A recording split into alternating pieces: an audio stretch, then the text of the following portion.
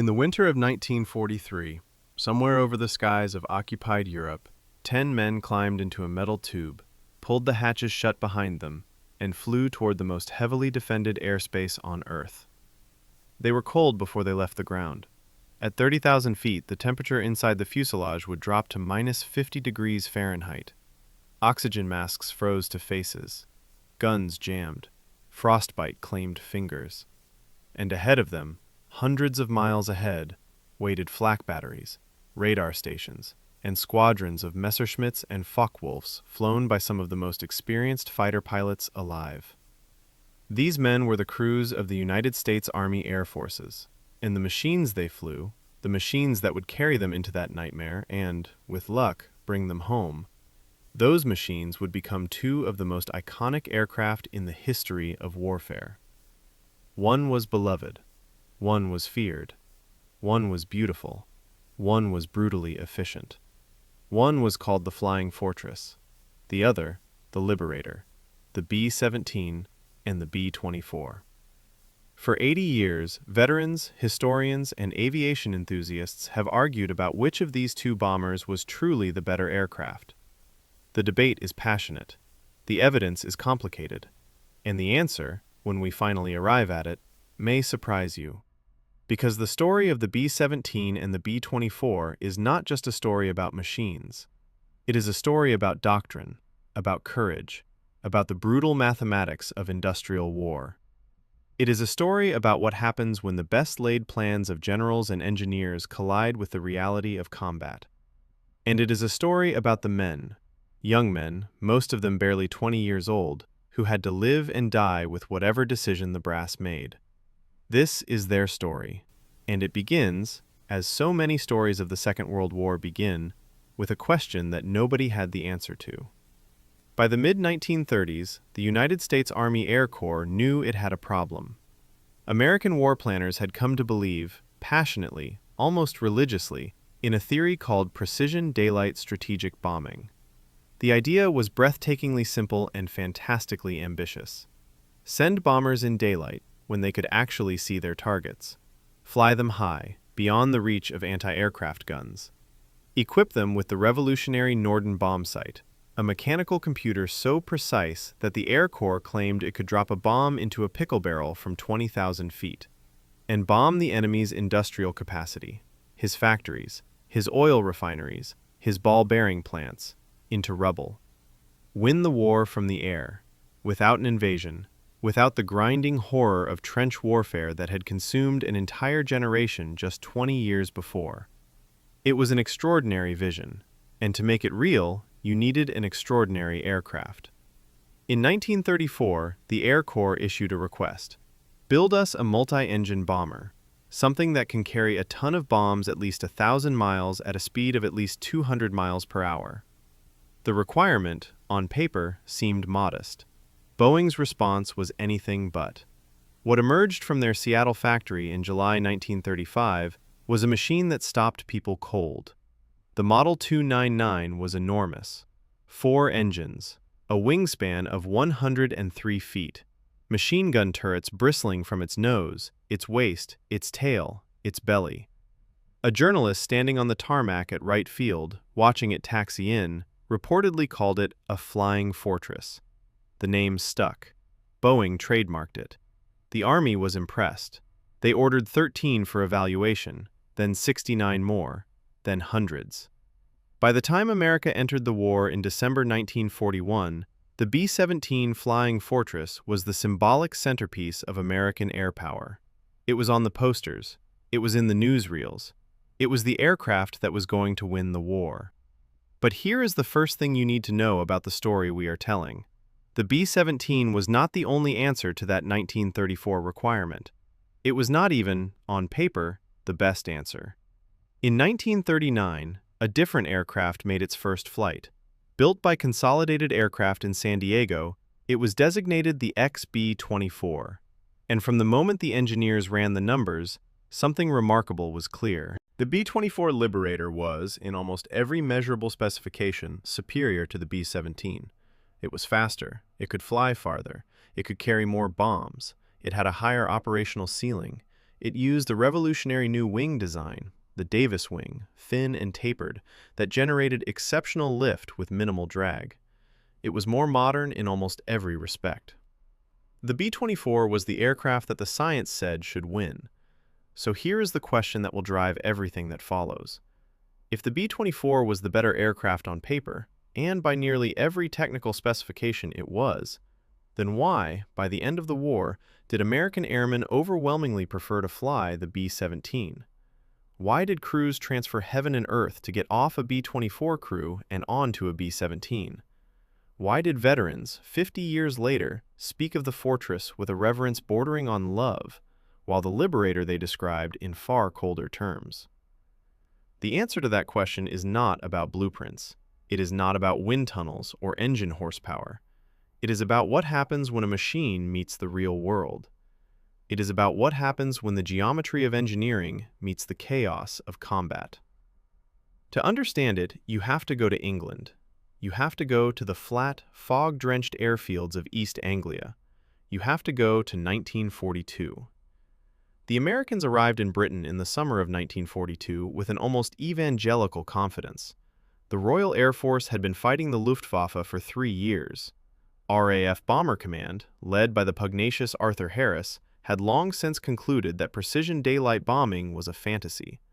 The Germans had tried it in the Battle of Britain and been bled white. The British had tried it and suffered catastrophic losses. The RAF had switched to area bombing by night, pulverizing entire cities rather than specific targets, accepting that precision was impossible and that the destruction of civilian morale was as valid a military objective as destroying a factory. The Americans thought the British were wrong. They thought they had the technology, the Norden bombsight, the high-altitude capability, the self-defending bomber formation, to do what the RAF could not. The RAF commanders, with the weary patience of men who have already learned a lesson the hard way, told their American counterparts that daylight precision bombing was suicidal, that no bomber, however heavily armed, could survive unescorted against determined fighter opposition. The Americans said, "Watch us." And in the late summer and fall of 1942, the 8th Air Force, equipped primarily with B-17, began flying combat missions over occupied Europe. The early results were, by the generous standards of 1942, encouraging. Losses were manageable. The crews came back talking about what the Fortress could take. Stories began circulating almost immediately. Stories that, whether strictly accurate or not, revealed something important about what the B-17 meant to the men who flew it. She could absorb punishment. She would bring you home. There was something about the B-17, about the way she handled, about the way she responded to the controls even when riddled with holes, that inspired a quality in her crews that no technical specification could measure. It inspired confidence. And in a bomber flying through a sky full of flak and fighters, confidence was a survival skill. The B-24 crews, flying alongside their counterparts in the same theater, were having a different experience. The Liberator was faster, yes, but she was harder to handle. The Davis wing, so efficient in clean air, was notoriously unforgiving in the turbulence that formed when dozens of aircraft flew in close formation. The B-24 bounced and wallowed. Keeping her in tight formation, the tight formation that was essential for the interlocking fields of fire that kept the fighters at bay, was exhausting work. Where a B-17 pilot might describe his aircraft as cooperative, B-24 pilots used words like demanding, tiring, unforgiving. And there was the question of structural integrity. The B-17 had been designed with a robust airframe. Overbuilt, some engineers said, but in combat, overbuilt was not a criticism. A B-17 could absorb cannon fire, lose an engine, have entire sections of fuselage torn away, and still, not always, not even often, but sometimes, enough times to become legendary, still fly home. The B-24's lighter, more efficient airframe paid a different price. She was faster and more capable in pristine conditions. In combat conditions, where hydraulic lines got severed and control surfaces got shot away and engines burned, the margin was thinner. But here is what the B-24 advocates will tell you, and they are not wrong. The B-24 was being asked, in many theaters, to do things the B-17 simply could not do. Because the war was not just happening over Germany. This is the part of the story that tends to get lost in the mythology. The B-17 was the face of the American strategic bombing campaign over Europe. It was the aircraft of the 8th Air Force, based in England, flying the missions that made the newsreels. It was the aircraft that American audiences saw in the movie theaters, the aircraft that journalists wrote about, the aircraft that became the symbol of the air war. But the B-17 had a fundamental limitation, a critical weakness that its designers had not been able to overcome, and that would profoundly shape where and how it could be used. Its range was limited. The B-17G, the definitive model, had a combat radius of roughly 1,000 miles. From England, that put most of Germany within reach, barely. But the Pacific Ocean is not the English Channel. The distances involved in the Pacific theater, from Hawaii to Japan, from Australia to the Philippines, were staggering. The B-17 had fought in the Pacific in the desperate early months of the war, but it simply could not cover the distances that the Pacific demanded. The B-24 could. With a combat radius approaching 1,400 miles, and under some conditions considerably more, the Liberator was the only American heavy bomber with the legs to operate effectively across the vast oceanic distances of the Pacific War. In the Southwest Pacific, in the China-Burma-India theater, in the long-range maritime patrol role hunting German submarines in the Atlantic, the B-24 was not a substitute for the B-17. The B-17 was simply not an option. And there was the Mediterranean. When the 15th Air Force was established in Italy in late 1943, it operated both B-17s and B-24s. Its targets stretched from the oil fields of Romania to the industrial cities of Austria and southern Germany. Missions that from English bases would have been impossible were just within reach from Italian airfields. The B-24's range made that possible. But it was one mission, one single shattering mission, that put the B-24 debate in the starkest possible terms. One mission that forced everyone, generals, politicians, aircrews, historians, to confront the question of what it really meant to send men in machines against the most heavily defended target on Earth. That mission was Ploesti. And if you want to understand the true cost of the strategic bombing campaign, if you want to understand what these aircraft and these men were actually asked to do, you cannot look away from what happened on August 1st, 1943. The Ploesti oil fields in Romania were, in the summer of 1943, supplying roughly a third of Germany's refined petroleum. Without oil, the Wehrmacht's tanks stopped moving. The Luftwaffe's fighters stayed on the ground. The U-boats stayed in harbor. Ploesti was, in the truest sense, a target that could shorten the war. American planners had known about Ploesti since 1942. A small experimental raid in June of that year, flown by 12 B-24s, had achieved little and signaled clearly that this target would not be taken cheaply. By the summer of 1943, planning was underway for something altogether different. Something that, even in a war that had already produced its share of audacious operations, stood apart for its ambition and its danger. The plan called for nearly 180 B-24 Liberators to fly from North African bases, a round trip of 2,700 miles. They would attack, not from altitude, but at treetop level, below 100 feet, below the effective range of the German radar, below the flak batteries that were optimized for high-altitude targets. The element of surprise, the planners argued, would compensate for the loss of altitude. On the morning of August 1st, 1943, 178 B-24s lifted off from the desert airfields of Libya. The crews knew what they were flying into. Ploesti was one of the most heavily defended targets in Axis Europe. But the plan, Operation Tidal Wave, depended on surprise, coordination, and speed. Nothing went according to plan. Before the formation even reached Romania, it had already broken down. A navigational error sent two groups off course. Communication failures meant that some units did not know what had gone wrong until it was too late to recover. The formations approached Ploesti fragmented, the element of surprise already compromised, the flak batteries alerted. And then they flew in anyway. What followed was 60 of the most violent minutes in the history of the air war.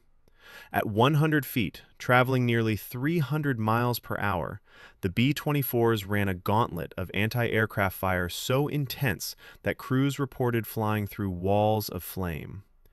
Cables had been strung between the refinery towers to catch low-flying aircraft. Ground troops fired rifles. Civilians, by some accounts, threw whatever they had. The sky above Ploesti was a three-dimensional furnace. 54 B-24s were lost. Over 500 airmen were killed, captured, or missing. 5 medals of honor were awarded for this one mission, more than for any other single action in the entire war. 3 were awarded posthumously. The damage to Ploesti was significant, but not decisive. The refineries were rebuilt faster than the planners had hoped. Ploesti would have to be attacked again, and again, and again, from altitude by both B-24s and B-17s of the 15th Air Force before it was finally neutralized. But Ploesti left something behind beyond the body count. It left a question that would echo through the corridors of the Air Corps command structure, through the debriefs and the after-action reports, through the long silences of men trying to explain what they had seen. Had the plan been right? Had the aircraft been right? Could any aircraft ever built, have made that mission survivable? And underneath that question, barely spoken, was a deeper one. Were the losses of the strategic bombing campaign, mounting week by week, raid by raid, sustainable? Were the men and the machines holding up? And were the 2 aircraft at the center of this campaign, the B-17 and the B-24, truly the match for what they were being asked to do? The answer came in the autumn of 1943, and it came in 2 raids that, more than any other single event, defined both the promise and the terrible cost of the American bombing strategy. October 14, 1943. This date would enter the lexicon of the air war with a name that said everything: Black Thursday. The target was Schweinfurt, Germany, a city of no great historical or cultural note, situated on the Main River in Bavaria. But beneath its unremarkable surface, Schweinfurt contains something that the Allied bombing planners had identified as a critical vulnerability in the German war economy: ball bearings. Ball bearings, tiny precision-machined steel spheres, were essential to the functioning of virtually every piece of motorized equipment in the German military. Tanks, aircraft, submarines, artillery pieces, trucks. All of them required ball bearings in their engines and drivetrains, and roughly half of Germany's entire ball bearing production was concentrated in the factories of Schweinfurt. A first raid on August 17th, the same day as the mission to Marienburg and Regensburg, had cost 60 B-17 and more than 600 airmen. The factories had been hit, damaged, but not destroyed. In October, the 8th Air Force went back. 291 B-17 flying fortresses crossed the English coast on the morning of October 14th. They were deep penetration, unescorted. The American P-47 escort fighters did not have the range to accompany them to Schweinfurt and back. For nearly 4 hours over enemy territory, the fortresses would be entirely on their own. The Luftwaffe knew they were coming. What followed was the most intense air battle in the history of the war to that point. German fighters, Messerschmitt 109s, Focke-Wulf 190s, twin-engine Me-110s firing rockets, attacked in coordinated waves. The American formation, flying in the tight combat boxes that had been developed precisely for this situation, fought back with every gun it had. The sky became a churning chaos of contrails and cannon fire, of parachutes and falling aircraft, and the distant blossoms of anti-aircraft bursts. 60 B-17 were shot down. Another 17 were so badly damaged they never flew again. Of the 291 aircraft that had left England that morning, nearly a third were gone. The losses were, by any rational measure, catastrophic. The strategic bombing campaign came to a halt. 8th Air Force commanders grounded further deep penetration missions until the range problem, the absence of an escort fighter that could go all the way to the target and back, could be solved. And yet, and this is crucial, the B-17 had stayed in formation, right to the end, right through the worst that the Luftwaffe could throw at them.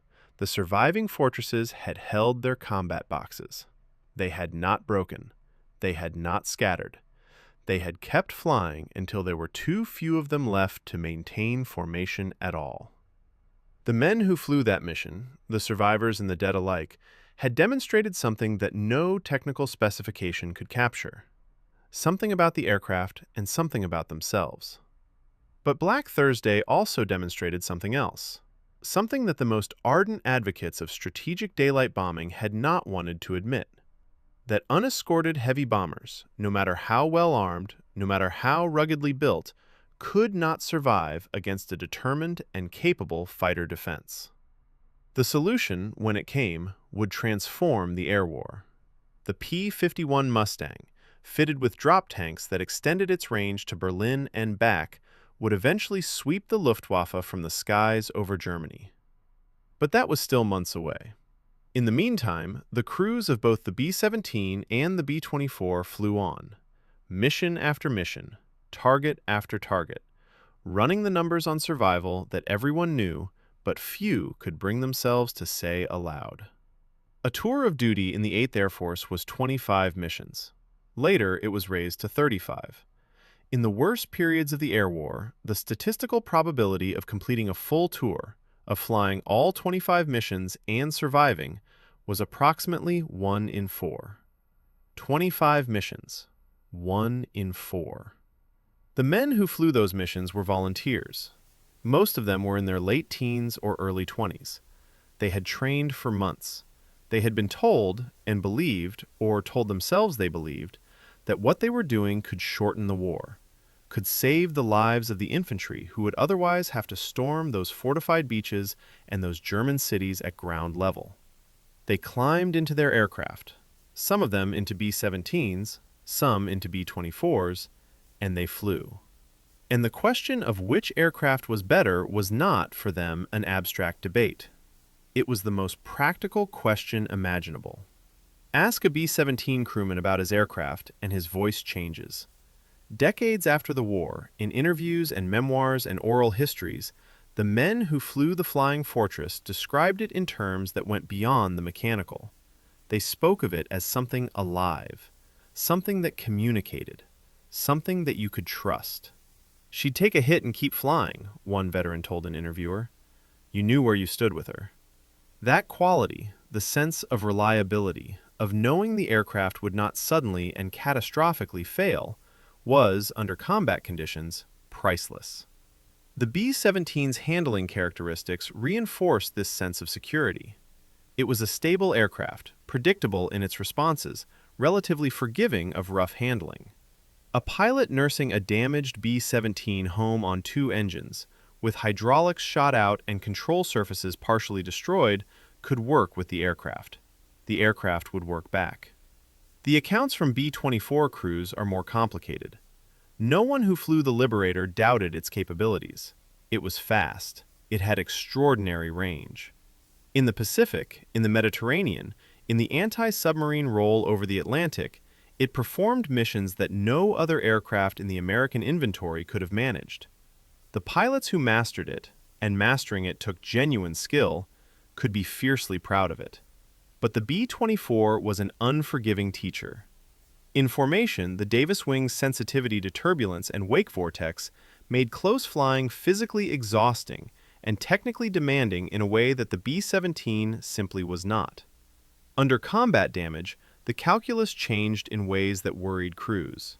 The B-24's fuel tanks, located in the wing rather than in separate self-sealing tanks, were more vulnerable to fire. A wing fire on a B-24 could become catastrophic with terrifying speed.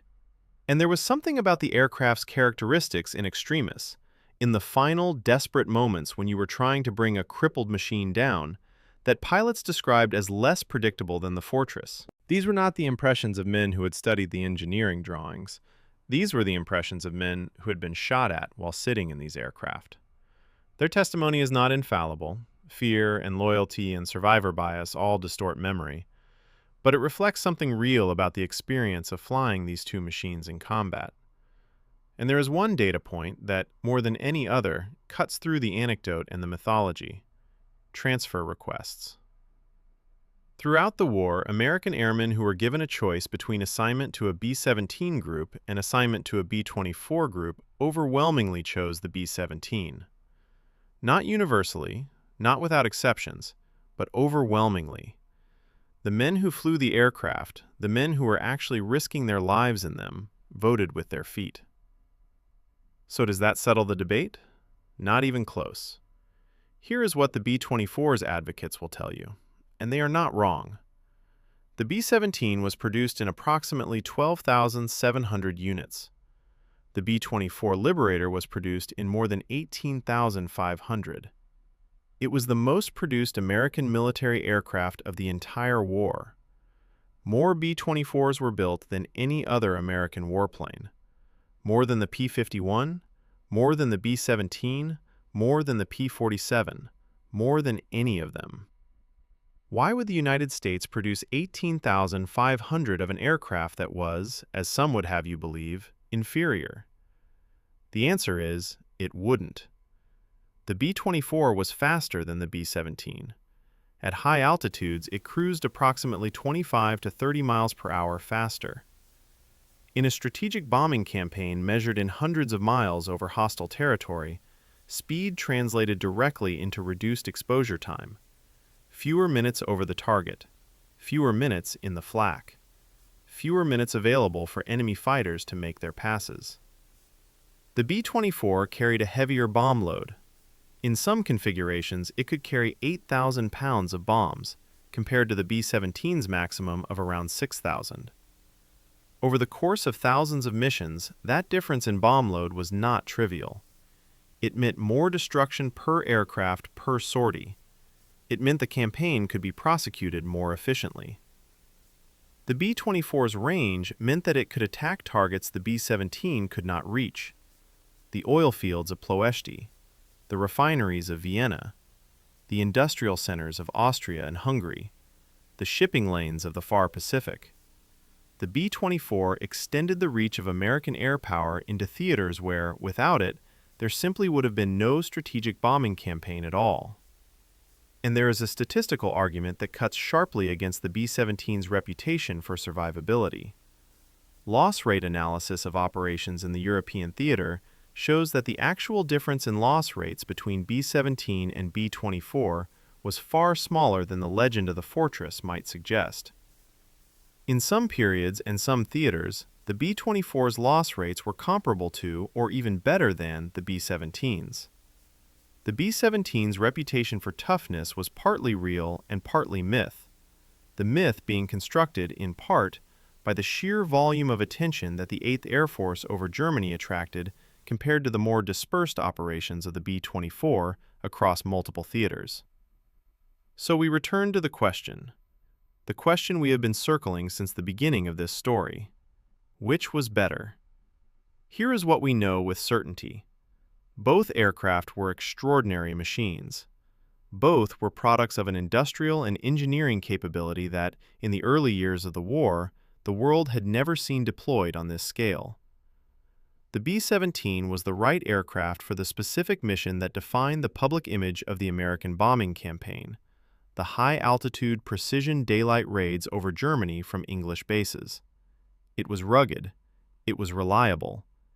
It inspired a confidence in its crews that was itself a combat multiplier. When you believe your aircraft will bring you home, you fly better. You hold formation better. You keep fighting longer. The B-24 was the right aircraft for the rest of the war: the Pacific, the Mediterranean, the Atlantic, the long-range missions to targets beyond the B-17's reach. In those theaters, without the Liberator, the strategic air campaign would have been drastically reduced in scope. The B-24 did not get the glory, but it did an enormous share of the work. The question of which was better is ultimately the wrong question. It is like asking whether a hammer is better than a wrench. The answer depends entirely on what you are trying to do. But there is a deeper truth here. A truth that the raw comparison of specifications and loss rates cannot fully capture. The B-17 earned something that the B-24 never quite achieved. It earned a mythology. And in the context of a total war fought as much in the realm of public morale and national will as on the battlefield, mythology matters. American workers building aircraft on assembly lines were building flying fortresses. American parents reading letters from their sons overseas were reading about flying fortresses. The image of those four-engine giants flying in tight formation through a sky black with flak, condensation trails streaming from their wingtips, bombs falling in long strings toward the targets far below, that image became one of the defining images of American participation in the Second World War. The B-17 was not just an aircraft. It was a statement about American industrial capacity, American technological ambition, American willingness to absorb terrible losses in the prosecution of a war it had not chosen, but had decided, with the full weight of its economy and its young men, to win. The strategic bombing campaign cost the United States Army Air Forces approximately 160,000 casualties, killed, wounded, and missing, and over 18,000 aircraft lost to all causes in all theaters. It is, by any measure, one of the most costly military campaigns in American history. Whether it achieved its objectives, whether the destruction of German industry and infrastructure actually shortened the war significantly, or whether the resources might have been better employed elsewhere, remains one of the most contested questions in military history. Historians have argued about it for 80 years. They are still arguing. But this is not a debate about strategy or doctrine. This is a story about the men and the machines. The last operational B-17 mission was flown in 1968 by the Brazilian Air Force. A handful of airworthy examples still exist, maintained by museums and private organizations, occasionally taking to the skies at air shows where men and women who were not yet born when these aircraft flew combat missions stand on the tarmac and crane their necks to watch. The B-24 is rarer still. As of this writing, only one fully airworthy B-24 remains in existence, Witchcraft, maintained by the Collings Foundation. Of the 18,500 built, one still flies. The men who flew them are mostly gone now. The last of them are in their late 90s, and each year there are fewer.